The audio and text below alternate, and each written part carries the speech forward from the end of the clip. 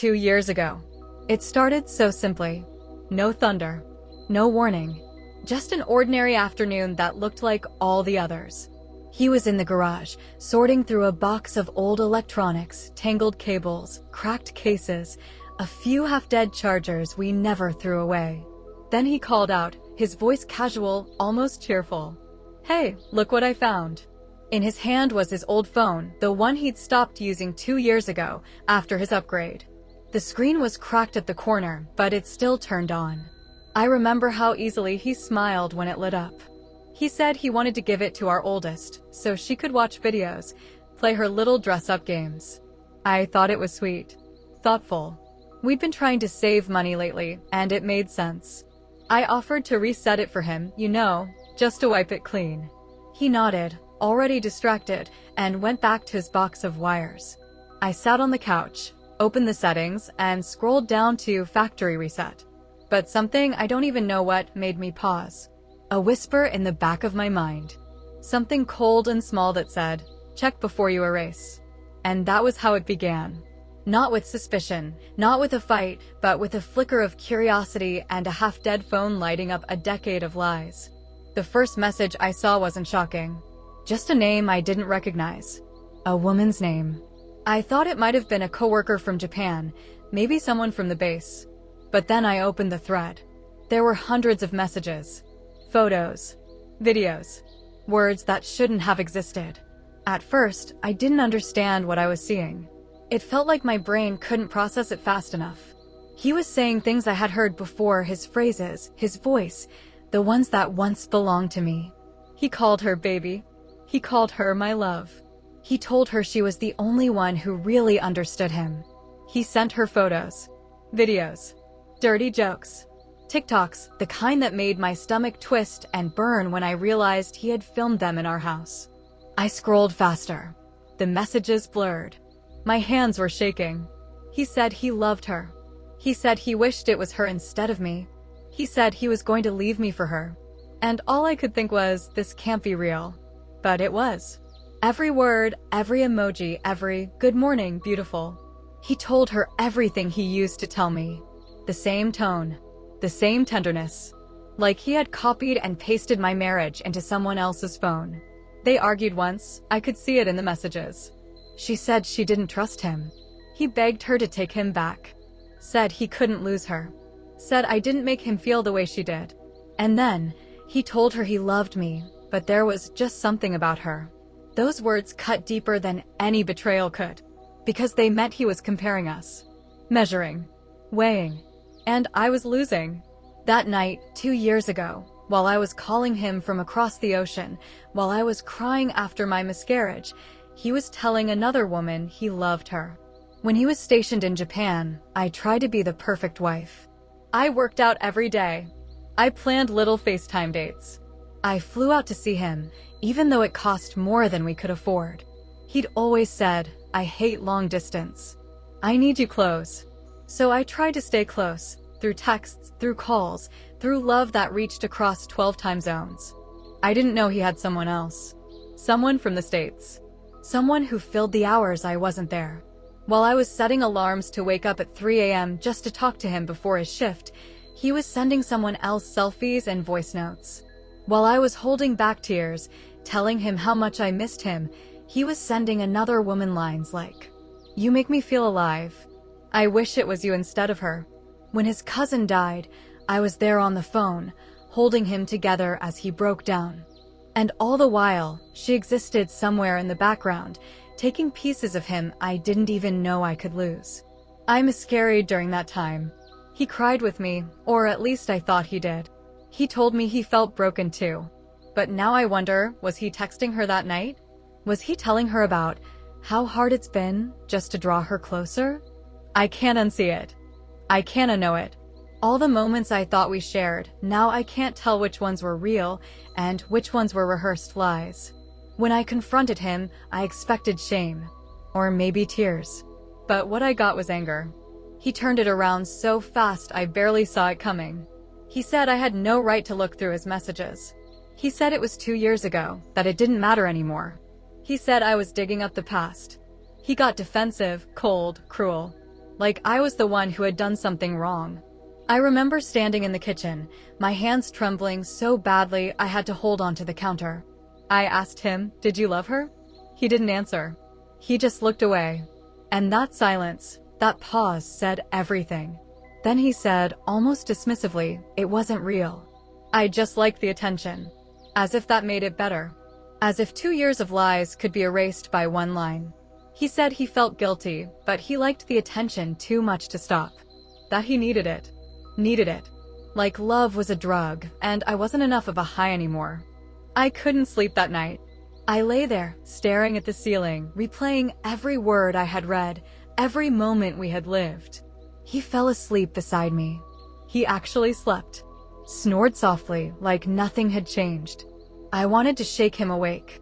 I wanted to scream. But I couldn't. I just lay there, silent, tears rolling down my face, my body trembling uncontrollably. I felt sick. Physically sick. I threw up twice that night. He didn't even notice. He just turned over, half asleep, mumbled something incoherent, and drifted off again. That's when I knew not only had he betrayed me, but he didn't even see me anymore. I was invisible. Since that moment, my mind hasn't stopped spinning. Everything feels empty. When I'm not crying, I move like a ghost, washing dishes, folding laundry, feeding the kids. My body goes through the motions, but my heart's somewhere else. He keeps saying I'm overreacting, that it was just messages, that it's been 2 years, that I'm going to ruin the family if I can't let it go. He's more worried about himself, about what people will think, about whether I'll take the kids, about how this will impact his life. Not a word about how it's shattered mine. When we talked again, I started crying, my whole body shaking, my chest so tight I could barely breathe. He didn't flinch, didn't comfort me, just stared. Cold, detached, like a man watching a movie he's already seen too many times. And that's when it hit me, maybe he did love her. Maybe he did want to leave me. Maybe the only reason he stayed was because she said no. The morning after, I caught my reflection in the bathroom mirror and didn't recognize myself. My eyes were swollen, skin pale, hair matted from a night of restless crying. I looked like someone else, like the version of me that had been hollowed out. I stared at my reflection for a long time. There was silence in the house, the kind that feels like it's pressing against your ribs. The kids were still asleep. He was downstairs, pretending nothing had happened. For a moment, I tried to picture my life before that phone. Before those messages. Before Japan. And I realized I couldn't remember what it felt like to trust him without hesitation. Even the old memories were infected now. Every smile, every kiss, every whispered "I love you," they all carried the aftertaste of a lie. I touched my stomach, that same place where, 2 years ago, our baby had once lived. I remembered lying in the hospital bed, my hand gripping his, both of us crying as if the world had ended. And now, that memory felt like a betrayal too. Because while I was losing our child, he was gaining someone else. The thought made me sink to the floor. I pressed my forehead to my knees and tried to breathe through the pain. It wasn't just heartbreak, it was grief. The kind that doesn't come from losing a person, but from losing what you believed was true. That day, the house felt haunted. Not by ghosts, but by the life I thought we'd built. Every room whispered. The couch where we watched movies together. The kitchen where he'd hug me from behind while I cooked. Even the bed, that goddamn bed, felt like a stranger's territory. I moved slowly, as if I might bump into echoes of us. I picked up his mug, still sitting by the sink, and for a moment I imagined smashing it, watching it shatter into 1,000 pieces like my heart had. But I didn't. Instead, I washed it. Carefully. Methodically. Because sometimes, when your whole world falls apart, you cling to the smallest routines just to stay human. He walked in at one point, phone in hand, expression neutral. "Are you okay?" he asked, voice flat, empty, rehearsed. And I realized he wasn't asking because he cared. He was asking because he felt obligated. I wanted to scream. I wanted to grab him by the shoulders and shake him, force him to see what he'd done, but I didn't. Because what's the point of screaming into a void? Days passed. Or maybe it was just one long day that refused to end. I moved through the house like a shadow, doing what needed to be done, feeding the kids, answering emails, folding laundry, but my mind was somewhere else entirely. Every time I closed my eyes, I saw her name on that phone screen. I heard his voice saying, "I wish it was you instead of her." That sentence looped in my head until it felt like a curse. I kept replaying everything: the trip to Japan, the miscarriage, the way he cried into my shoulder. Was any of it real? Was it all a performance, a man holding two worlds in his hands and pretending they could coexist? He said I shouldn't care, that it was just online. But emotional betrayal doesn't fade with distance. It carves deep, like invisible fingerprints you can't scrub off. And worst of all, he went on with his life as if nothing had happened. He still went to work, still laughed with the kids, still fell asleep easily. I couldn't eat, couldn't sleep. At night, I'd stare at the ceiling and listen to the rhythm of his breathing, wondering how a man could live with himself like that, how guilt didn't choke him the way grief choked me. A week later, I woke up and realized something terrifying. He wasn't sorry. He never would be. He didn't think he'd done something unforgivable. He thought he'd been caught. That was the difference. And the more I looked at him, the calmness, the detachment, the way he avoided eye contact, the more I realized that he hadn't just betrayed me then. He was betraying me now every time he minimized it, every time he made it about him, every time he acted like I was crazy for still bleeding. I stopped asking him questions, because I didn't need his answers anymore. They were just excuses dressed in words. Instead, I started asking myself different questions. When did I start shrinking to make him comfortable? When did my needs become negotiable? When did love turn into maintenance? And that's when I knew the woman he cheated with wasn't the only one who had replaced me. He replaced me with the version of me he wanted: smaller, quieter, more grateful for less. There's something strange about heartbreak. At first, it feels like death, like every nerve in your body has been set on fire. But then one day, the flames settle, and all that's left is the quiet smoke of survival. That's where I am now.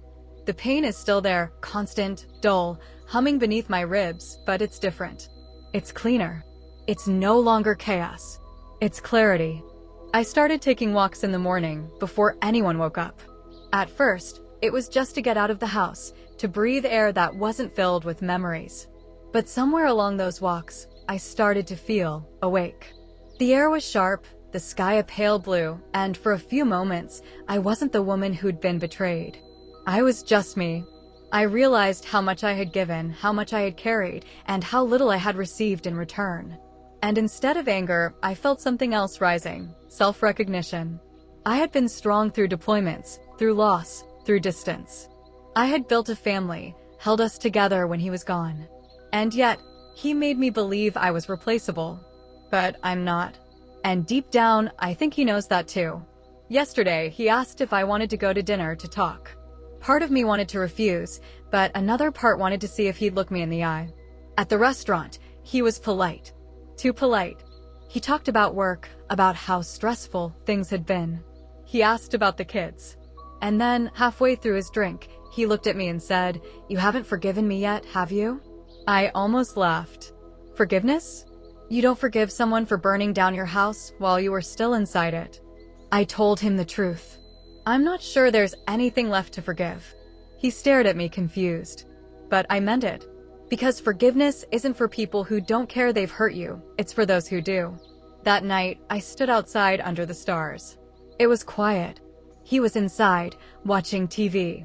I looked up at the sky, at the same stars that once hung over Japan, over all those sleepless nights and distant calls, and I realized, I survived them. I can survive this too. He might have taken my trust. He might have cracked something inside me. But he didn't destroy me. He doesn't get to define me anymore. He doesn't get to decide how much I'm worth. I am still here. Still standing. Still breathing. And for the first time in a long time, that feels like. There are mornings now when I wake up and forget, for a few seconds, that it happened. And in those moments, I feel weightless. Then the memory returns, but it doesn't crush me anymore. It just exists. Like a scar that has stopped bleeding. He still tries to act like everything's normal. Sometimes he reaches for me in bed, and I move away without saying a word. He doesn't ask why anymore. Maybe he knows. Maybe he doesn't care. But I do. And that's what matters. I've learned that love doesn't always die in a dramatic explosion. Sometimes it fades quietly, like a candle burning itself out. And when it's gone, all you can do is sit in the dark until your eyes adjust. And mine are finally adjusting. I can see clearly now the lies, the cracks, the woman I was, and the woman I'm becoming. I am no longer the wife waiting for explanations that will never come. I am the woman who survived them. 2 years ago, he said he wished it was her instead of me.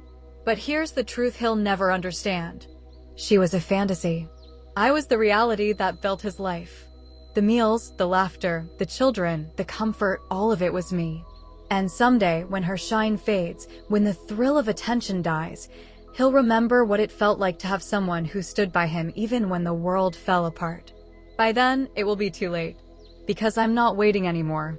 I'm not begging for scraps of affection or fighting for a man who stopped showing up. I'm rebuilding quietly, steadily, piece by piece. And one day soon, I'll wake up and realize I'm free.